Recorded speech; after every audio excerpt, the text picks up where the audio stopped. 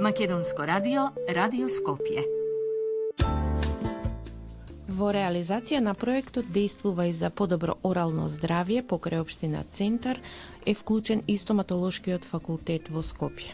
Како овој проект ќе се реализира на практичен план, во продолжение разговараме со професор доктор Ќиро Ивановски, декан на стоматолошкиот факултет во Скопје, кој е во состав на Универзитетот Свети Кирил и Методиј. Професор Ивановски, добар ден. Добар ден. Стоматолошкиот факултет и општина Центар имаат склучено меморандум за соработка. Општата цел на овој меморандум е преку взаемна соработка на страните подписнички да се воспостави меѓусебна координација, планирање и реализација на проекти и други цели кои се од заеднички интерес. Кои проекти во моментов ги спроведувате за граѓаните од општина Центар? Благодарам за прашањето. Добар ден и до вашите слушатели.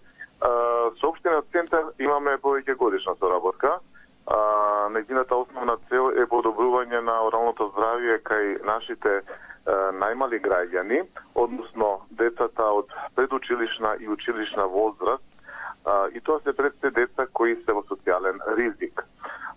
И овага одина продолжуваме со соработката со општина Центар и тоа со два проекти, а тоа се унапредување на оралното здравје кај учениците од основните општински училишта, деца од 1 до 9 оделение, како и од детските градинки на територија на општина Центар. Освен овој проект, имаме уште еден проект со општина Центар, исто така, унапредување на оралното здравје кај граѓаните од трето доба. Овие проекти ќе бидат реализирани секако во соработка со општина Центар, ќе бидат реализирани практично во нашите факултетски клинички сали кои што се најсовремено опремени, каде што и се одвива практичната настава за студентите по стоматологија, односно студиската програма за доктори по дентална медицина, каде што ќе се пружаат услугите под супервизија, под надзор на професорите на стоматолошкиот факултет. Дали во проектот кој што го спроведувате, а што се однесува на грижа на оралното здравје кај пензионерите, може да се вклучат и пензионери од други општини, не само од општина Центар? Да, неодамна подпишавме меморандум за соработка со Сојуз на пензионери на Република Северна Македонија, а во Сојузот членуваат сите пензионери од нашата држава. Така што не само пензионерите од општина Центар, туку и пензионери од другите општини од град Скопје, но и од целата наша држава, можат да добијат бесплатна стоматолошка услуга во клиничките сали на стоматолошкиот факултет. Доколку повелете. Само уште оваа информација сакав да ја споделам со вашите слушатели. Веќе е во тек закажувањето на прегледите за тријажа на пријавените граѓани, која ќе започне во понеделник на 22-23 година, па се до петок 24-2-2023 година. Сите заинтересирани пензионери може да се јават на телефонски број и да добијат термин за преглед во клиничките сали на нашиот факултет. Да, тоа е бројот 071-223-320. Така? На тој број може да се закажат. Само момент да го погледнам уште еднаш тој број. 071-223-320. Така е. На тој број може да се јават сите пензионери и да си закажат преглед, кој што ќе почне од 20 понеделник, ќе траат прегледите до 24, а во терминот од 8 до 14 часот предпладне, така? Да. Кои стоматолошки услуги ќе може да ги добијат нашите најмали граѓани, односно децата од предучилишна возраст? За децата, за нашите најмлади граѓани, обезбедуваме услуги пред се од областа на детска и превентивна стоматологија.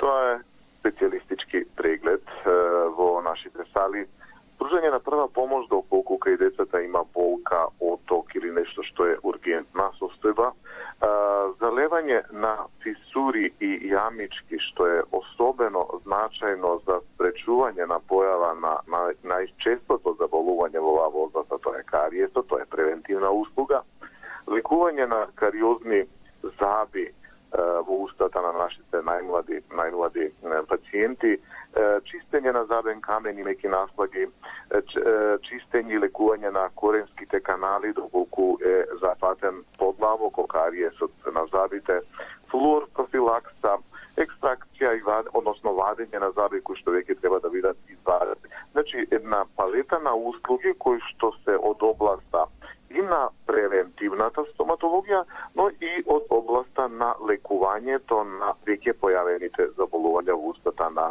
нашите најмлади пациенти. Значи ќе го санирате сето она што ќе го видите. Така е. Се она што е потреба на тој пациент, на младо пациентче кое што ќе дојде во нашите сали, ќе биде санирано или пак доколку нема никакво заболување, ќе бидат дадени соодветни упатства за удржување на орална хигиена, правилна исхрана и се она што е потребно за спречување на појава на заболувањата. Што е со услугите што ќе ги добиваат граѓаните од третото доба, пензионерите? Тука можеби малку ќе биде покомплицирана работата.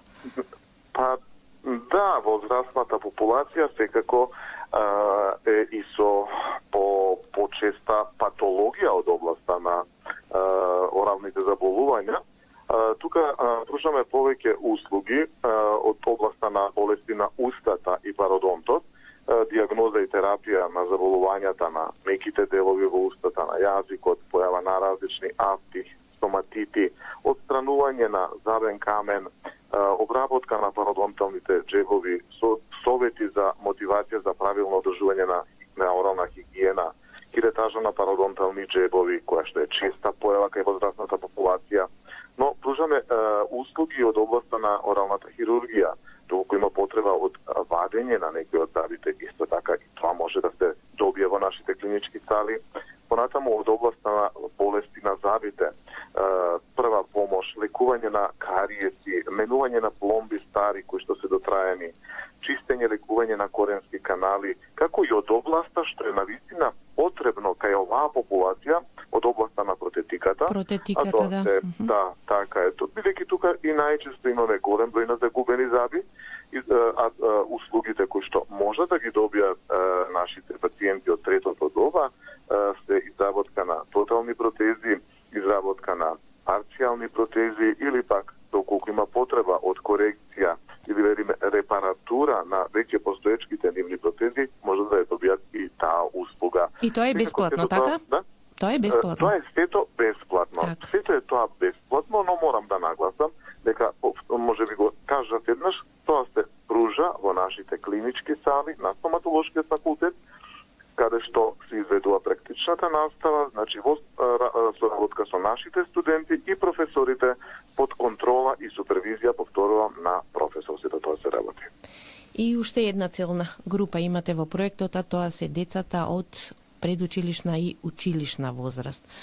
Колку според вас е значајно да биде опфатена и оваа возрастна група, бидејќи токму тука ако се действува, понатаму ќе немаат проблем децата?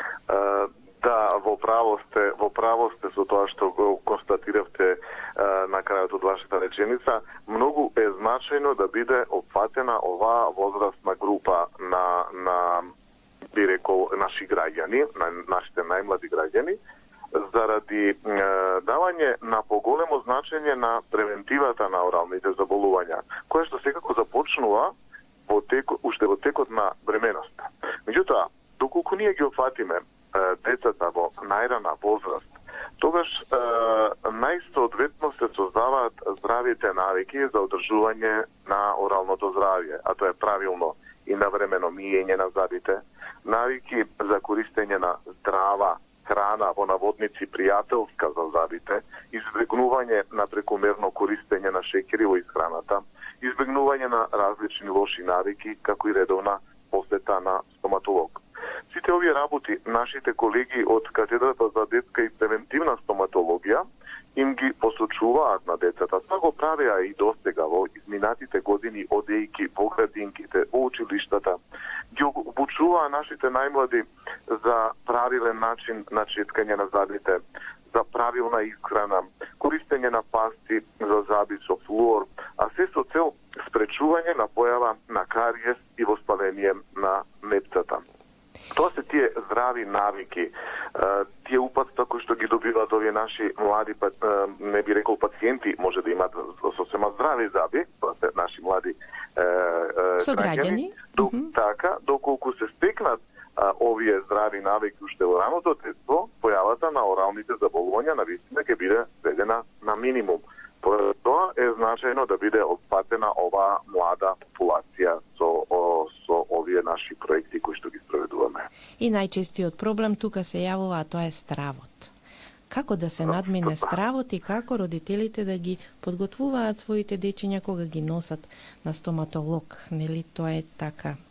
Од мали нозе се создаваат добрите навики. Така е, како што рековме дека од мали нозе се создаваат добрите навики, затоа е значајно што од мали нозе да се створи таа навика кај детето и за посета на стоматолог. Моите колеги од детска и превентивна стоматологија кажуваат дека со првиот роден ден веќе треба да биде и првата посета кај стоматолог. Тоа е еден од предусловите за да детето се навикнува на тој амбиент, на сепак знаете доколку вие едно повозрастно дете доведете, тогаш ќе биде траума за него во таа една во ординација каде што имаме звуци од машини, каде што има други деца кои што може би слуша дека плачат, тогаш е навистина страшна ситуација. Но ако детето почне да се навикнува уште од првата година на тие редовни посети, на еден пред тоа првите посети се само седнување на столица, запознавање со стоматологот, на тој начин полека ќе може да се надминува оној страх кој што е карактеристичен за не само кај децата, па дури кај возрастната популација. Па и ние го имаме тој страх, знаете. Не сакаме баш да одиме кај вас стоматолозите, но мора. Али е потребно. Потребно е, да. Некако е потребно. Подобро на редовни стоматолошки прегледи отколку да се оди откако ќе се јави проблем, тогаш е навистина пострашно. Травматично. Подобро е на редовни стоматолошки прегледи, така е. Професор Ивановски, јас ви благодарам за днешното учество во нашата програма. Ви пожелувам успех понатаму во овој проект, а и секако пошироко во работата. Ви благодарам и на вас, Викторија, за можноста да ги искажам овие работи и да се промовира овој наш проект и преку вашето ценето радио, така да ќе останеме во контакт, па можеме и уште еднаш да се случнеме и вака да дојдете и да посетите на нашиот факултет. Да, и да ги кажеме сите оние резултати од овој проект, и тоа е многу битно. Така е, да видиме какви придобивки ќе има од овој проект, кои што навистина очекувам дека ќе бидат. Да, пријатен работен ден. Благодарам, пријатно и на вас.